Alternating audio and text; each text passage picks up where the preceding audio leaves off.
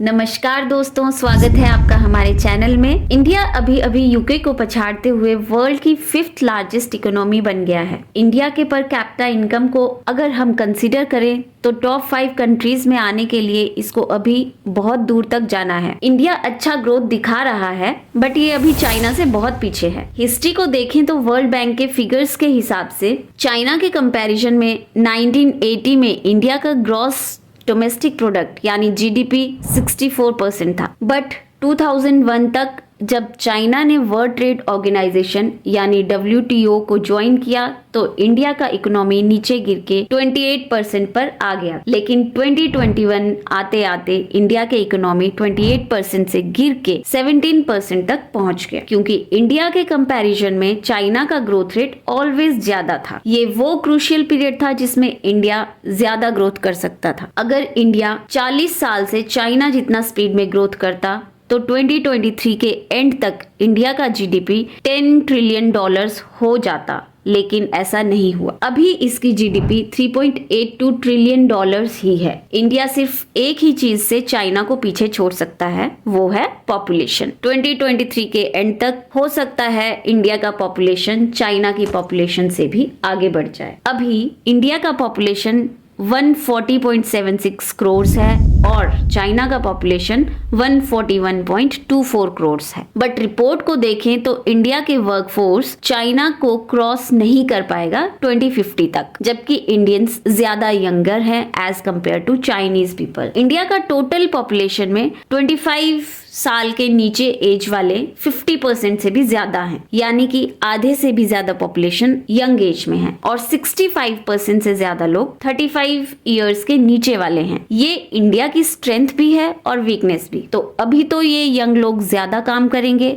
और इंडिया की उतनी ही ज्यादा तरक्की भी होगी, पर जब ये लोग ओल्ड होंगे तो एक साथ सब ओल्ड हो जाएंगे और ग्रोथ कम हो जाएगी। ये देखने वाली बात है कि उस टाइम कितना % लोग यंग रहेंगे। Centre of monitoring India economy CMIE के अनुसार इंडिया में अनएम्प्लॉयमेंट एक बहुत बड़ा इशू है। जॉबलेस रेट इंडिया में 7 to 8% है। CMIE के according labour force participation rate में वो लोग आते हैं जो ऑलरेडी नौकरी कर रहे हैं या ऑलरेडी नौकरी ढूंढ रहे हैं। लेबर फोर्स पार्टिसिपेशन रेट 2017 में 46% था, जो कि अब घटकर 2022 में 40% पहुंच चुका है। मतलब वर्किंग फोर्स भी कम हो रही है। अगर हम इस डेटा में हाउस होल्ड एडल्ट वुमेन यानी कि उन लोगों को ऐड करें जो पढ़े लिखे हैं पर नौकरी नहीं कर रहे हैं और घर पे ही रहते हैं, तो ये परसेंटेज और भी बढ़ सकती है। फीमेल लेबर पार्टिसिपेशन रेट में बांग्लादेश बहुत अच्छा परफॉर्म कर रहा है। उनके गवर्नमेंट के अकॉर्डिंग 2005 से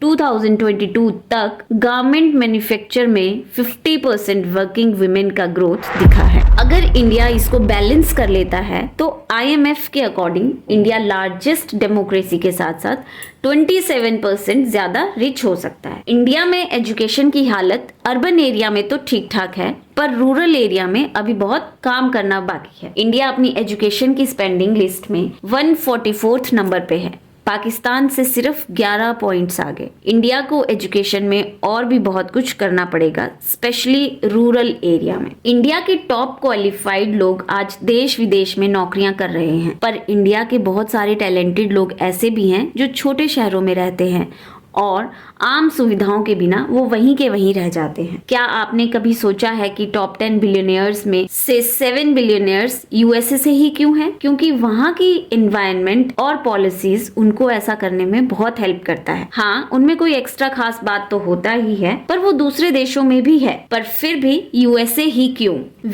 पेंडेमिक ने ऑलमोस्ट सारे कंट्रीज के ऊपर इम्पैक्ट डाला है, सो नो डाउट इंडिया इससे कैसे बच सकता है। फिस्कल डेफिसिट में डिफरेंस इम्पैक्ट कर रहा है इंडिया के क्रेडिट रेटिंग को, और ये एक और वजह है इंडिया के हायर इन्फ्लेशन और इंटरेस्ट रेट के लिए।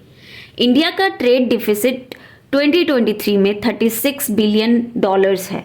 ये एक बड़ी समस्या है और मेक इन इंडिया प्रोजेक्ट इसको कुछ हद तक ठीक भी कर सकता है। इंडिया के कुछ बिजनेसमैन जैसे नीरव मोदी, विजय माल्या और मेहुल चौकसी जैसे लोग इंडिया का पैसा उड़ा ले जाते हैं। ये इंडिया के इकोनॉमी की बुरी हालत के लिए एक और बड़ा झटका है। इंडिया चाइना से पीछे तो चल रहा है, बट ऐसा हमेशा होगा इसकी कोई गारंटी नहीं है। इंडिया का यूपीआई ऑल ओवर वर्ल्ड में अडॉप्ट किया जा रहा है और ये भी एक बड़ा इम्पैक्ट डाल सकता है ऑनलाइन ट्रांजैक्शंस के फील्ड में। कुछ देशों ने इंडियन यूपीआई सिस्टम को ऑलरेडी यूज़ करना स्टार्ट भी कर दिया है। ये देखने वाली बात है कि इंडिया कितनी जल्दी कितना ग्रोथ कर पाता है। इंडियन यूनिकॉर्न कंपनीज और चाइना की कंपनीज के बीच में भी लड़ाई जारी है। चाइना में जैसे वीचैट, बाइडेंस, टिकटॉक जैसे स्टार्टअप्स ऑलरेडी सक्सेसफुल हैं और इंडिया को इससे सीखना भी चाहिए। आपको जानकर यकीन नहीं होगा कि इंडिया के ज़्यादातर यूनिकॉर्न स्टार्टअप्स लॉस में हैं।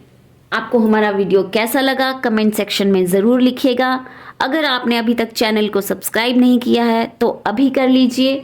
आपको ऐसे ही वीडियोस के और अपडेट्स मिलते रहेंगे। मिलते हैं हमारे नेक्स्ट वीडियो में, तब तक के लिए अपना ध्यान रखें। थैंक यू सो मच, धन्यवाद।